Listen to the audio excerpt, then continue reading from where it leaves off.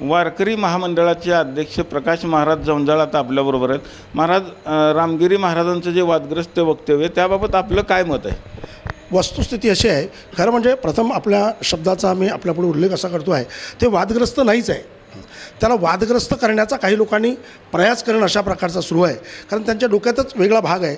आदरणीय पूज्य महाराज श्री जे होते आहेत, तर त्या श्रद्धेय पूज्य रामगिरी महाराजांनी आपल्या प्रवचनामध्ये एक न्याय अन्यायाचा ज्यावेळेस विषय आला महाभारतातील, त्याच वेळेला बांगलादेशची स्थिती जी आहे की खरोखर तेथे बौद्ध धर्मियावर, हिंदू धर्मियावर जे अन्याय होतो आहे, अत्याचार होतो आहे, तो विषय त्यांनी समाजाच्या पुढे ठेवला. त्याचं कारण असं आहे, ज्यावेळेला आपल्या धर्मावर कोणालाही अन्याय होत असेल त्यावेळेला साधू संतांनीसुद्धा समोर येण्याची आवश्यकता आहे. म्हणून हिंदू समाजाला जागे करण्याचा हा त्यांचा प्रयास होता आणि ते वादग्रस्त विधान नाहीच आहे.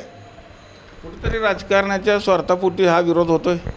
माझं असं मत आहे की ज्या वेळेला हिंदू धर्मियावरच्या प्रभू रामचंद्र असोत, भगवान श्रीकृष्ण असोत, ज्ञानोबा तुकोबाराय असोत, यांच्यावर कोणी ज्यावेळेस प्रतिक्रिया नको त्या पद्धतीने अशा प्रकारचं चुकीचे विधानं करतात, त्यावेळेला हिंदू समाज जो आहे तो पुढे बोलायला विशेष तयार होत नाही. पण आजची स्थिती अशी आहे की मुस्लिम समाजाच्या संदर्भातली वस्तुस्थिती ज्यावेळेला महाराजांनी पुढे ठेवली, त्यावेळेला मुस्लिम जसे एकत्र झालेत तसं हिंदूंनीसुद्धा त्याचा विचार केला पाहिजेत. मी या मताचा आहे.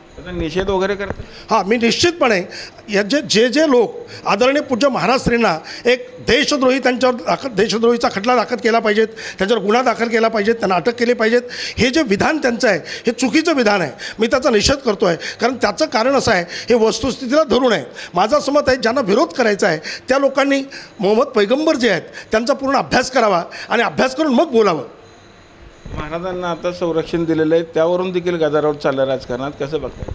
माझं असं मत आहे, आता महाराष्ट्र सरकारने त्यांना जर संरक्षण दिलं आहे तर मी तर या मताचा आहे की अजूनसुद्धा त्यांची सुरक्षा व्यवस्था वाढवण्याची आज गरज आहे.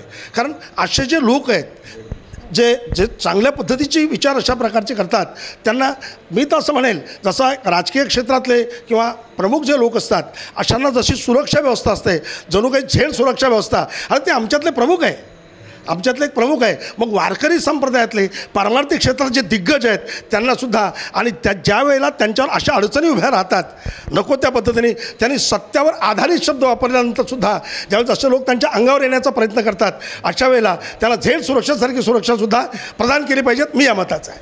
आपण बघितलं असेल की रामगिरी महाराजांच्याला जी सुरक्षा दिलेली ही सुरक्षा कमी असून त्यांना आता Z+ सुरक्षा द्यावी अशी मागणी खरं तर जवंजाळ महाराजांनी आता केलेली आहे.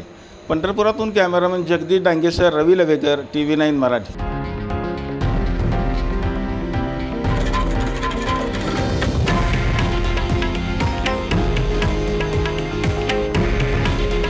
हे आहे देशातील नंबर 1 न्यूज नेटवर्क आणि आपण पाहत आहात TV9 मराठी.